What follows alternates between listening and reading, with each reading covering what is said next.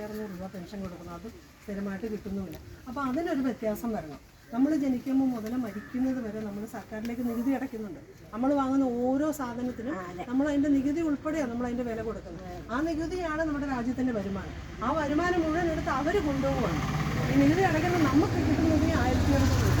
ആ ഒരു കാര്യത്തിന് വ്യത്യാസം വരുത്തണം. നമുക്ക് എല്ലാവർക്കും ജീവിക്കാനുള്ള പെൻഷൻ കിട്ടണം. അതിനുവേണ്ടി പ്രവർത്തിക്കുന്ന സംഘടനയാണ്. അപ്പോൾ ഈ സംഘടന ഒരു 1 ലക്ഷം പേരുടെ ഒപ്പ് ശേഖരിച്ച് പ്രധാനമന്ത്രിക്ക് ഒരു ഭീമ ഹർജി കൊടുക്കുന്നുണ്ട്. അതിൽ നമ്മൾ പറയുന്നത് ഇതുപോലെ 60 വയസ്സ് കഴിഞ്ഞവർക്ക് 10,000 രൂപ പെൻഷൻ വേണം. അതിൽ റെയിൽവേയിൽ മുതിർന്ന പൗരന്മാർക്ക് ടിക്കറ്റ് കൺസെഷൻ ഉണ്ടായിരുന്നു. പകുതി ടിക്കറ്റ് മതിയായിരുന്നു, അതൊക്കെ എടുത്തു കളഞ്ഞു.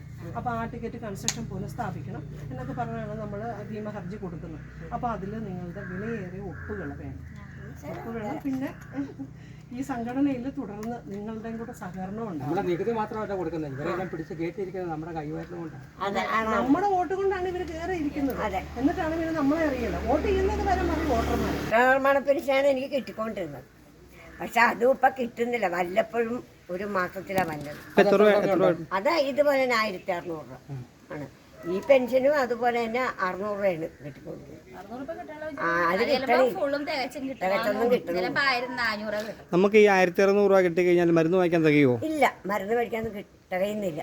ഒരു ശരാശരി സർക്കാർ ഉദ്യോഗസ്ഥന് കിട്ടുന്ന പെൻഷൻ എത്രയാണെന്ന് അറിയാമോ? 50,000 രൂപയാണ്. നമുക്കിവിടെ 1600 രൂപയാണ്.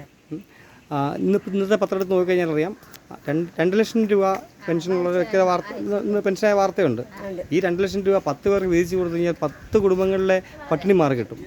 നമ്മുടെ സംഘടന ഇതാണ് ഉദ്ദേശം, മീൻസ് ലക്ഷ്യം വെക്കുന്നത്. അപ്പോൾ സഹകരണം ഉണ്ടാകണം. നമ്മളിവിടെ ഒരു മീറ്റിംഗ് അറേഞ്ച് ചെയ്യുന്നുണ്ട്. നമ്മുടെ വാട്സപ്പ് കൂട്ടായ്മയിൽ വേണം. നമ്മൾ സംഘടിതരെന്ന് കണ്ടു കഴിഞ്ഞാൽ ഇവിടുത്തെ എല്ലാ രാഷ്ട്രീയ പാർട്ടിയും ഈ ആശയം ഏറ്റെടുത്ത് നടപ്പിലാക്കും. നമ്മൾ സംഘടിതരല്ല, അതുകൊണ്ടാണ് ഇവർ ഇത് ഈ ആശയം ഏറ്റെടുക്കാത്തത്. അപ്പം നമ്മൾ സംഘടിക്കണം. അതിൻ്റെ ഭാഗമായിട്ടാണ് ഞങ്ങൾ അങ്ങ് ഇവിടം വരെ എത്തിയിരിക്കുന്നത്. ഞാൻ കോട്ടയംകാരനാണ്. മാവേലിക്കര രാധാകൃഷ്ണൻ സാറ് പത്തനംതിട്ട. ആരെങ്കിലും സംഘടിക്കണമല്ലോ, ഒരു സംഘടനയ്ക്ക് രൂപം കൊടുത്താൽ അപ്പം സഹകരണം ഉണ്ടാകണം. Okay, thank you.